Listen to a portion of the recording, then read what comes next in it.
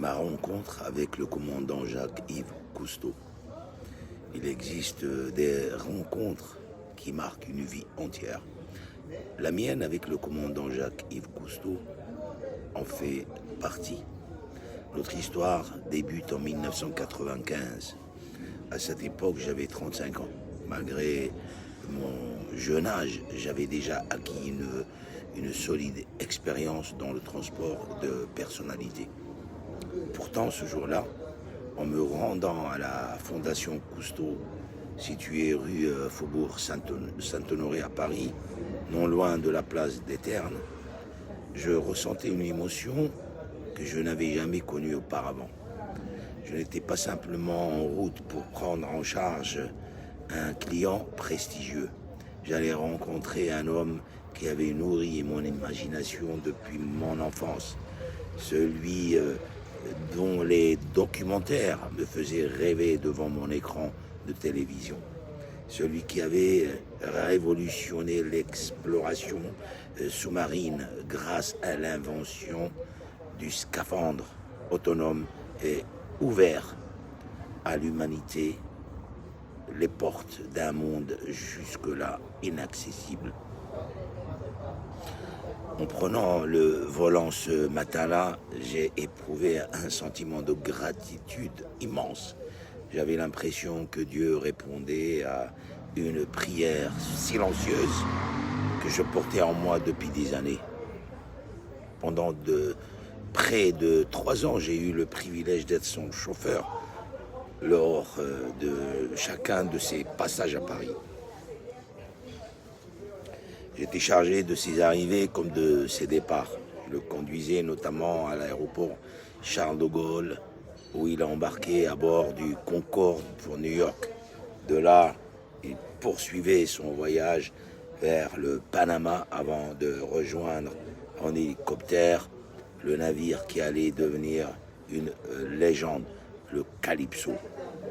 Les trajets que nous partagions étaient souvent l'occasion de longues conversations. C'était un homme assez ouvert. J'écoutais avec admiration cet homme dont la curiosité semblait infinie. Un jour, je lui demandais ce que la science réservait aux générations futures. Il me répondit avec calme et sérénité impressionnant que l'espérance de vie allait connaître un progrès spectaculaire. Selon lui, la médecine finirait par repousser la plupart des maladies et l'homme vivrait beaucoup plus longtemps. Il ajouta que la mort pourrait alors survenir davantage par accident ou par l'usure naturelle du corps que par la maladie elle-même. Au cours d'une autre conversation, je lui posais une question plus personnelle. Je lui demandais si les découvertes scientifiques concernant certains phénomènes marins, notamment la séparation entre des masses d'eau de caractéristiques différentes, avaient pu influencer sa réflexion sur l'islam en référence à un verset du Coran. Il me répondit avec beaucoup de respect, mais aussi avec une grande franchise. Il me dit qu'il était avant tout un homme de science, consacré à l'observation, à la recherche et à la compréhension du vivant. Son objectif était de découvrir les espèces encore inconnues, de comprendre les mécanismes de la nature et le fonctionnement des cellules. Il ajouta une phrase qui est restée gravée dans ma mémoire. Ce n'est pas parce qu'une idée est répétée par beaucoup qu'elle devient une vérité. Puis avec un léger sourire, il conclut: la caravane passe, les chiens aboient. Je l'ai ressenti comme un coup à toutes les spéculations faites sur sa conversion. Durant toutes les années où je l'ai accompagné, je ne l'ai jamais vu sans son célèbre bonnet rouge. Il faisait partie de lui, comme un symbole indissociable de son identité. Je me souviens également de notre dernière rencontre. C'était en 1996, devant son domicile du 17e arrondissement de Paris. Son épouse, beaucoup plus jeune que lui, se trouvait à ses côtés avec leur petit garçon, encore très jeune. Une discussion animée éclata au sujet de son fils aîné, qui souhaitait poursuivre des projets audiovisuels en utilisant le nom Cousteau. J'assistais discrètement à cet échange familial. Chacun défendait avec conviction sa vision de l'avenir. Ce fut la dernière fois que je vis le commandant.